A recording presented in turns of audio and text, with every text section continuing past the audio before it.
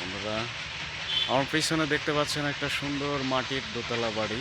আসলে মাটির বাড়ি এত সুন্দর হয় যেটা না দেখলেই নয়। বাড়িটার সামনে আবার একটা বারান্দা আছে, বাহির বাড়ি, যেটা অনেক সুন্দর। এখানে বসে বিকেলে এবং কখনো মন খারাপ থাকলে এখানে বসে সময় কাটালে ভীষণ ভালো লাগবে। আসলে এরকম একটা বাড়ি স্বপ্নের মতো। আসলে এগুলো এখন আর কল্পনাও করা যায় না, এই বাড়িগুলো এক সময়কার জনপ্রিয় বাড়ি। এগুলো এক সময় যারা বড়লোক বাড়ি ছিল, জমিদার, তাদেরই ব্যবহার করা হতো, ব্যবহৃত বাড়ি। ও আবার একটা মুরব্বিও বের হয়ে আসলে বাড়ি থেকে। নাইস, খুবই সুন্দর একটা বাড়ি।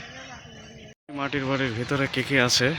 আহ, যদিও বাড়িটা একটু জীর্ণ শীর্ণ লাগছে, এক সময়কার অবশ্যই এর অনেক নান্দনিকতা ছিল, অনেক ডেকোরেশন ছিল।